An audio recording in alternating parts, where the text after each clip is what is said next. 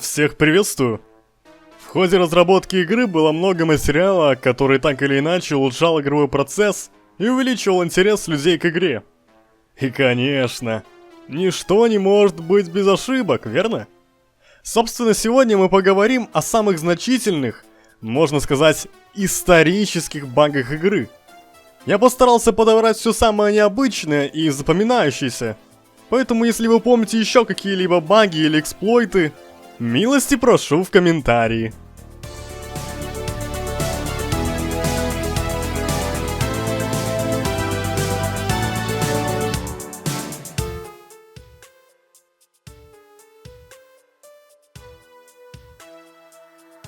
Начнем с кое-чего легкого и непринужденного. Находясь в зоне входа или в комнате с компьютерами в легкой зоне содержания, вы навряд ли обращаете внимание на стулья. Конечно, кому вообще интересны стулья? Но именно эти злодеи самый страшный пожиратель вашего фреймрейта.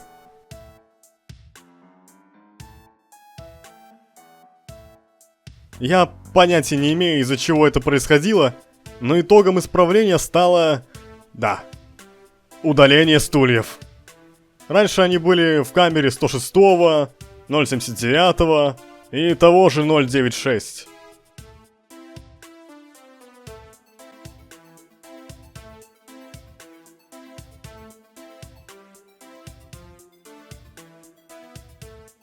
Тепос. Сколько приятных воспоминаний создали те самые эскадры из зомби-вертолетов. А ведь когда-то в игре было целых 2 вертолета. SCP-106 и SCP-049-2. Когда первому обновили модель, некоторые настолько тосковали по его типозу, что создавали прощальные мемы с его участием. И конечно, как и всегда происходит с подобными багами, я совершенно не имею представления о том, как такое вообще могло произойти.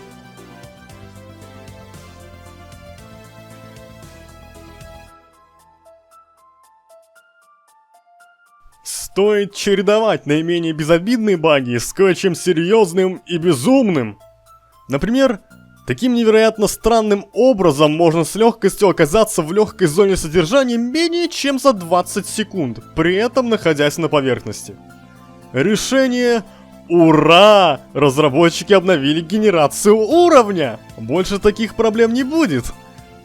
Не будет, ведь так?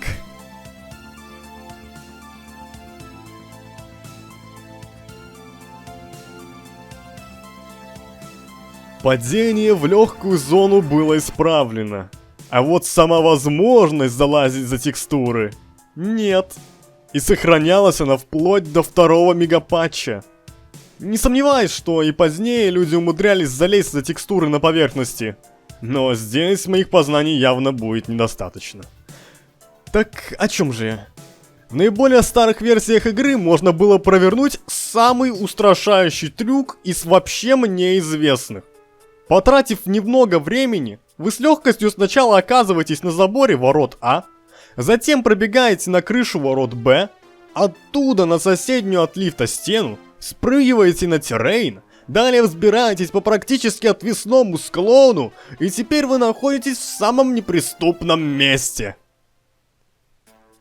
Когда в том месте поставили стену, народные умельцы научились обходить заборы в противоположном месте. Подобным трюком пользовались многие, кому было нечего делать на поверхности, или очень хотелось поубивать кого-нибудь из-за текстур.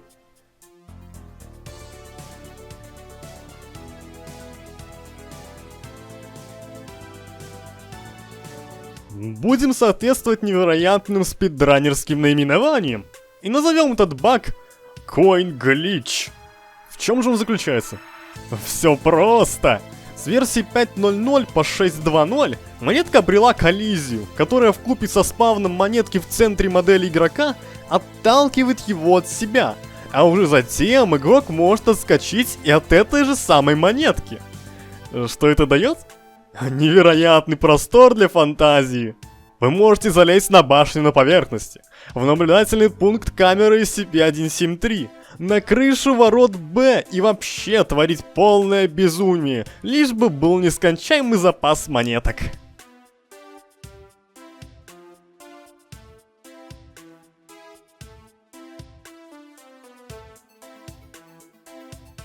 А теперь перейдем к странным проблемам с генерацией уровня.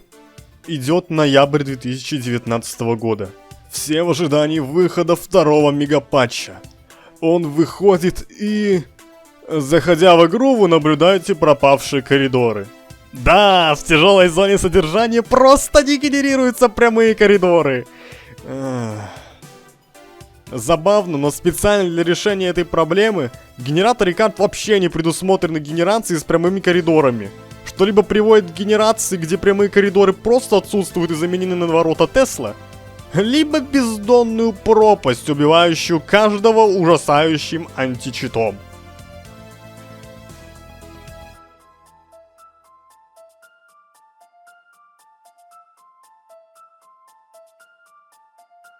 Не уходим далеко от второго мегапатча и вспомним о невероятных кровавых банях, организованных неудачной смертью какого-то бедолаги, кровь которого благополучно будет растянута по всей карте.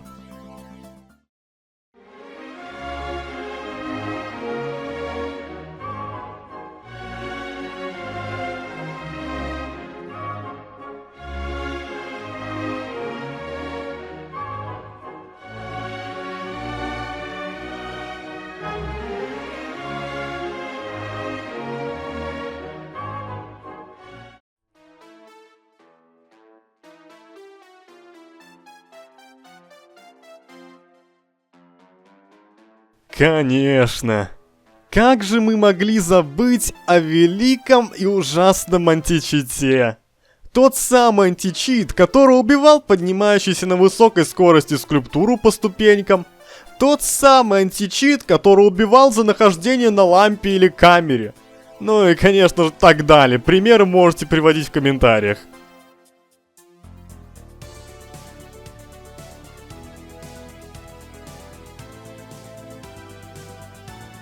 А теперь перейдем к багу, который я лично неоднократно использовал во времена первого мегапатча.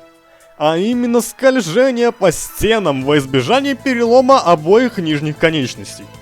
Невероятно, но скольжение по отвесным поверхностям, таким как стена на поверхности или труба в камере 939, практически полностью поглощает весь урон от падения и позволяет сбежать от преследования таким вот необычным способом.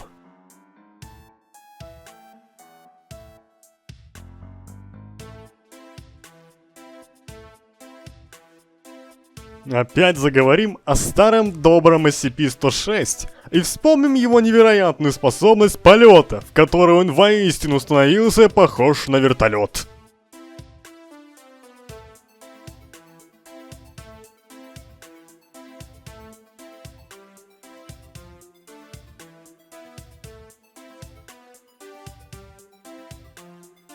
И конечно же, подобная подборка не могла быть цельной без упоминания самого ненормального бага за все время разработки игры — Кракена.